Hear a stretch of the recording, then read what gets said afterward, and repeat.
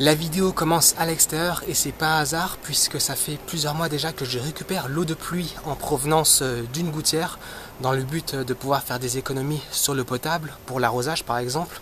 Puis après tout ce temps, je me suis dit, c'est l'occasion de faire un nouveau bricolage. Donc un appareil qui serait capable de compter la quantité d'eau de pluie qu'on pourrait récupérer et donc les économies qu'il serait possible de faire. Le compteur d'eau c'est tout ça. Comme dans toute maison normale, l'eau va tomber sur le toit, atterrir dans la gouttière. Mais au lieu de rejoindre directement les égouts, elle va passer par mon appareil. Tant qu'il pleut pas, j'explique comment ça va fonctionner. L'eau de pluie arrive évidemment par ici.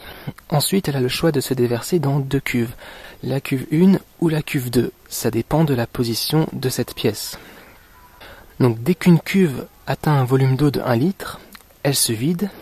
Et puis c'est l'autre qui se remplit. Puis pareil, dès que l'autre cuve atteint aussi un volume de 1 litre, elle va se vider, et puis c'est l'autre qui va se remplir à nouveau. Donc en fait, en fonctionnement, les deux cuves se vident et se remplissent alternativement. Il y a un afficheur LCD ici, avec un bouton de défilement qui affiche les informations. Ça, le déversement cuve 1, c'est pas le plus utile. Ça veut dire que le sélecteur a prévu de déverser l'eau dans la cuve 1. Ensuite, nous avons ceci, qui indique l'état des cuves. Donc la cuve 1 attend, la cuve 2 est en veille. La cuve 1 attend en fait d'atteindre les 1 litre et de se vider. La cuve 2 est en veille parce qu'elle ne va pas recevoir d'eau puisque le sélecteur est positionné sur la cuve 1. Et puis ici, ce qu'il y a de plus pertinent, donc la quantité d'eau récupérée par jour. Donc ce nombre se remet à 0 à minuit. Et ici, la quantité totale qu'on récupère depuis le début. Je me trouve évidemment sous la pluie pour faire la démonstration. Donc pour l'instant il pleut très peu. Vous voyez au niveau du déverseur la faiblesse du débit.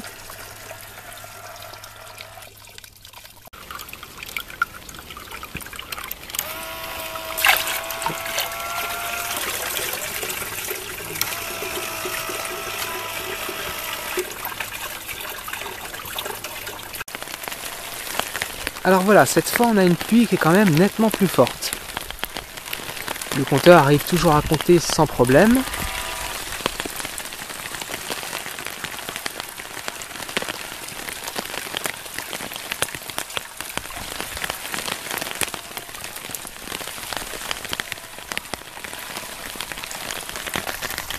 Et on termine avec une pluie battante et c'est là que je m'aperçois que mon système n'est pas très bien dimensionné. Le comptage continue de se faire, donc 1 litre comptabilisé chaque fois qu'une cuve se vide. Mais vous voyez qu'il y a un excédent d'eau qui est évacué par des trop-pleins qui se trouvent à l'avant des cuves. Cet excédent n'est pas comptabilisé et va directement dans les égouts. Donc ce phénomène se produit puisque le débit de pluie est trop important par rapport à ce qu'est capable de compter le compteur. Alors l'afficheur, défilement,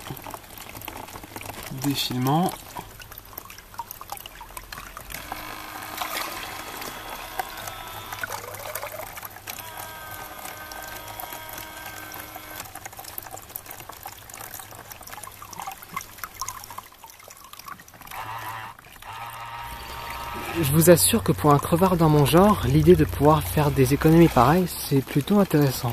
Voilà pour la démonstration en plein jour, je vais maintenant donner quelques détails techniques. Bien, donc on va commencer par la détection du niveau d'eau dans les cuves. Donc dans chaque cuve, il y a une tige métallique comme ça qui plonge. Puis quand la cuve se remplit et atteint le volume d'eau de 1 litre, la surface de l'eau entre en contact avec l'extrémité de cette tige métallique. Ça fait circuler à ce moment-là un petit courant électrique qui déclenche tout l'automatisme. Donc l'automatisme, c'est le fait de vider la cuve et de faire +1 sur le compteur de litres. En ce qui concerne la motorisation pour les cuves, il y a 2 motoréducteurs avec vis sans fin, je le précise. La vis sans fin permet d'immobiliser la cuve, même quand elle pèse 1 kg en gros, elle arrive à rester à l'horizontale puisque la vis sans fin fait blocage. Ce réducteur entraîne un petit treuil bricolé avec quelques morceaux de bois et une ficelle. Sur la carte électronique de commande, on a l'affichage LCD de ligne 16 caractères, un microcontrôleur, des transistors pour faire commuter les relais. Voilà, puis en gros c'est à peu près tout. Ah oui, il y a un petit comparateur de tension qui sert à la détection de remplissage des cuves. On ne le voit pas puisqu'il est complètement en dessous du LCD. Vous retrouverez le schéma complet sur mon site. En ce qui concerne l'alimentation électrique, elle arrive par ce câble. Ce qui arrive, c'est du 12 volts alternatif. Donc ça provient d'un transformateur abaisseur. Comme ce dispositif est fortement exposé à l'eau, et pour des raisons de sécurité, j'ai choisi cette tension-là. Donc le transformateur, lui, il est entièrement à l'abri de l'eau puisqu'il se trouve dans une pièce à l'intérieur. Je précise que le choix des matériaux n'est pas extraordinaire puisque j'ai pas prévu que ça reste longtemps. Donc avec des matériaux pareils comme du bois, ça va forcément s'abîmer avec le temps et avec l'eau surtout.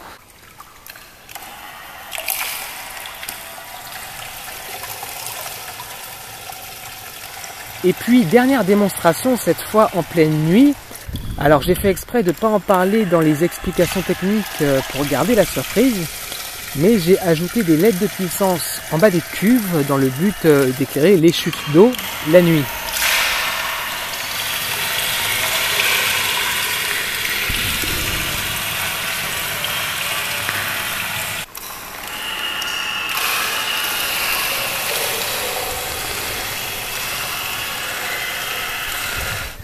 La vidéo va se terminer avec des photos du compteur en cours de construction, mais avant je dois vous montrer le dernier mode d'affichage au niveau de l'afficheur LCD.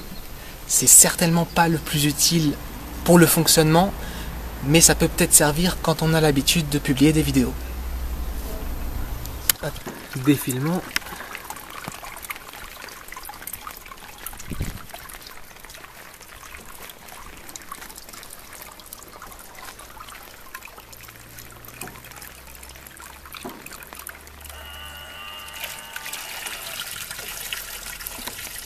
C'était une idée d'affichage un peu bizarre, mais venant de ma part, c'était quand même prévisible.